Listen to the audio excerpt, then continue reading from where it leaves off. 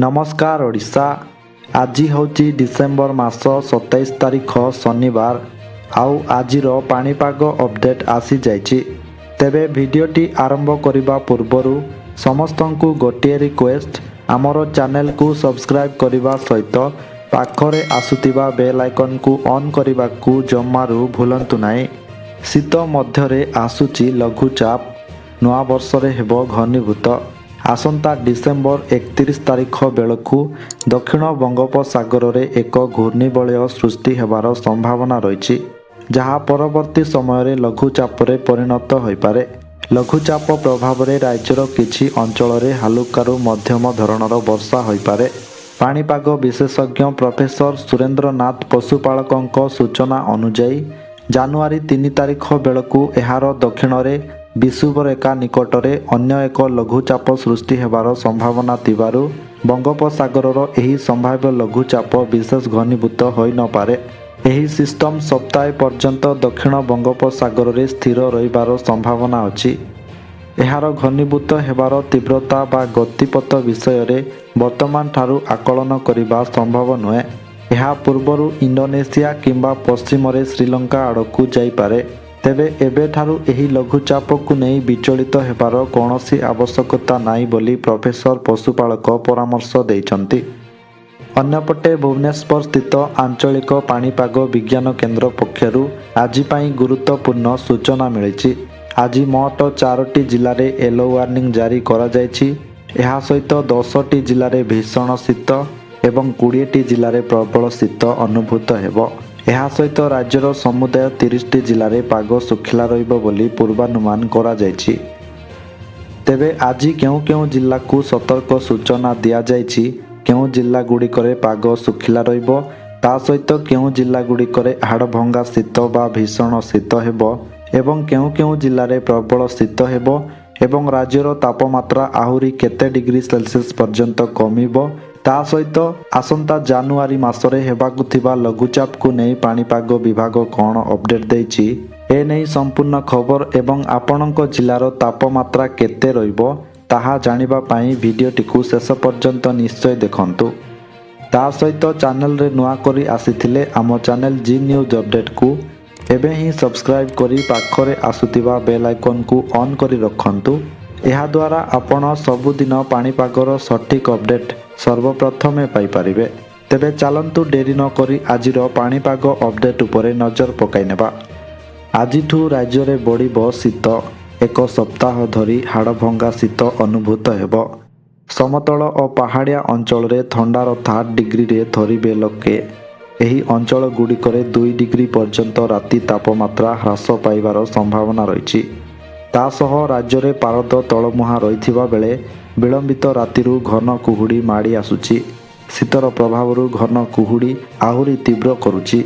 आंचलिक पाणीपाग विज्ञान केन्द्रर अलर्ट अनुजाई नवा वर्ष पर्यंत राज्य में शीतर प्रकोप लगी रहिबो। आसंता 4 दिन पर्यंत घन कुहुड़ी को नहीं चेतावनी जारी होइछि। तेबे वर्तमान जानी नेबा आज पई सबु केउ केउ जिल्ला को येलो वार्निंग, केउ केउ जिल्ला रे भीषण शीत एवं केउ केउ जिल्ला रे प्रबल शीत, ता सहित केउ केउ जिल्ला रे पाग सुखिला रहिबो बोली सूचना दिया जायछि। तेबे प्रथमे जानिबा जेउ 4टी जिल्ला रे घन कुहुड़ी पई येलो वार्निंग जारी करा जायछि, उक्त 4टी जिल्ला रे घन कुहुड़ी हेबा नै सतर्क सूचना दिया जायछि। एहा सहित सेही 4टी जिल्ला रे हाड़भंगा शीत हेबो बोली मध्य येलो वार्निंग जारी करा जायछि। जेहेतु एही 4टी जिल्ला रे प्रबल कुहुड़ी हेबो बोली कुहा जायछि, तेणु एही कुहुड़ी जगु सकाळ समय रास्तार यातायात समय समस्या सृष्टि हो पारे। तेणु सावधान रुहंतु। तेबे सेही 4टी जिल्ला गुड़िक हेउछि कोरापुट, कलाहांडी, कंधमाल एवं नयागढ़। एहा पर जानिबा जेउ 10टी जिल्ला रे भीषण शीत हेबो बोली सूचना दिया जायछि। उक्त 10टी जिल्ला रे भीषण शीत हेबो, अर्थात सर्वनिम्न तापमात्रा 6 डिग्री सेल्सियस रु 10 डिग्री सेल्सियस मध्य रहिबो एवं एही सबु जिल्ला रे प्रबल कुहुड़ी मध्य हेबो बोली कहिछि आंचलिक पाणीपाग विज्ञान केन्द्र। तेबे सेही 10टी जिल्ला गुड़िक हेउछि कोरापुट, जेउठी सर्वनिम्न तापमात्रा 6 डिग्री सेल्सियस रहिबो बा एठारे भीषण शीत हेबो। एहा परे नवरंगपुर रे 9 डिग्री, କଳାହାଣ୍ଡିରେ 10 ଡିଗ୍ରୀ, ରାୟଗଡ଼ାରେ 10 ଡିଗ୍ରୀ ଏବଂ ବଲାଙ୍ଗୀରରେ ମଧ୍ୟ 10 ଡିଗ୍ରୀ। ଏହାପରେ କନ୍ଧମାଳର ଫୁଲବାଣୀଠାରେ 7 ଡିଗ୍ରୀ ସେଲସିୟସ୍ ରହିବ ବା ଏଠାରେ ମଧ୍ୟ ଭୀଷଣ ଶୀତ ହେବ। ଏହାପରେ ବୌଦ୍ଧରେ 10 ଡିଗ୍ରୀ, କେନ୍ଦୁଝରରେ 10 ଡିଗ୍ରୀ, ତାପରେ ଝାରସୁଗୁଡ଼ାରେ 7 ଡିଗ୍ରୀ ବା ଏଠାରେ ମଧ୍ୟ ଭୀଷଣ ଶୀତ ହେବ। ଏହାପରେ ସୁନ୍ଦରଗଡ଼ରେ 9 ଡିଗ୍ରୀ ଏବଂ ରାଉରକେଲାରେ 8 ଡିଗ୍ରୀ ସେଲସିୟସ୍ ତାପମାତ୍ରା ରହିବ। ଏହାପରେ ଜାଣିବା ଯେଉଁ 20ଟି ଜିଲ୍ଲାରେ ପ୍ରବଳ ଶୀତ ହେବ ବୋଲି କୁହାଯାଇଛି। ଉକ୍ତ 20ଟି ଜିଲ୍ଲାରେ ପ୍ରବଳ ଶୀତ ହେବ ଅର୍ଥାତ୍ ତାପମାତ୍ରା 10 ଡିଗ୍ରୀ ସେଲସିୟସ୍ରୁ 20 ଡିଗ୍ରୀ ସେଲସିୟସ୍ ମଧ୍ୟରେ ରହିବ ଏବଂ ଏହିସବୁ ଜିଲ୍ଲାରେ ମଧ୍ୟ ପ୍ରବଳ କୁହୁଡ଼ି ହେବ ବୋଲି କହିଛି ଆଞ୍ଚଳିକ ପାଣିପାଗ ବିଭାଗ।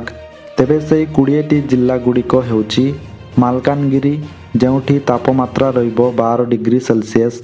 ଏହାପରେ ଗଜପତିରେ 13 ଡିଗ୍ରୀ, ଗଞ୍ଜାମରେ 16 ଡିଗ୍ରୀ, ନୟାଗଡ଼ରେ 15 ଡିଗ୍ରୀ, ଖୋର୍ଦ୍ଧାରେ 13 ଡିଗ୍ରୀ, ପୁରୀରେ 16 ଡିଗ୍ରୀ, ଜଗତସିଂହପୁରରେ 12 ଡିଗ୍ରୀ, କେନ୍ଦ୍ରାପଡ଼ାରେ 12 ଡିଗ୍ରୀ, କଟକରେ 13 ଡିଗ୍ରୀ, ଢେଙ୍କାନାଳରେ 12 ଡିଗ୍ରୀ ଏବଂ ଯାଜପୁରରେ ମଧ୍ୟ 12 ଡିଗ୍ରୀ।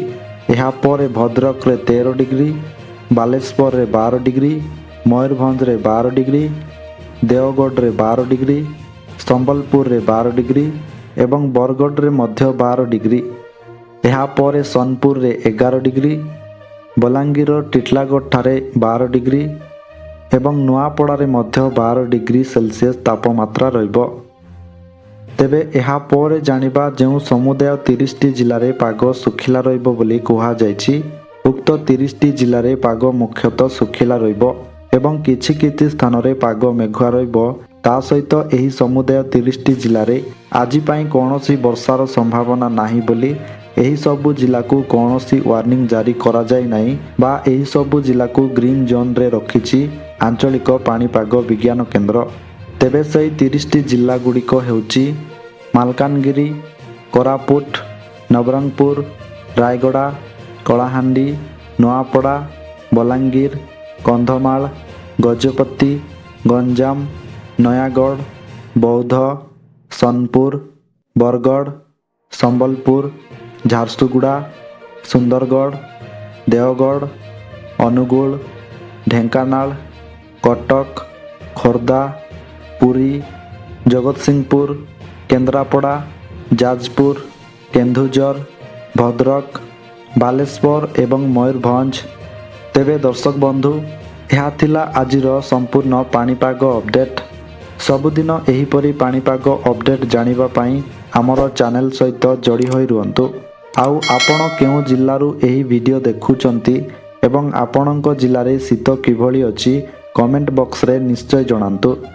ଭିଡ଼ିଓକୁ ଗୋଟେ ଲାଇକ୍ କରିବା ସହିତ ଅନ୍ୟମାନଙ୍କ ସହିତ ମଧ୍ୟ ସେୟାର କରନ୍ତୁ, ଯାହାଫଳରେ ସମସ୍ତେ ସଠିକ୍ ପାଣିପାଗ ସୂଚନା ପାଇପାରିବେ।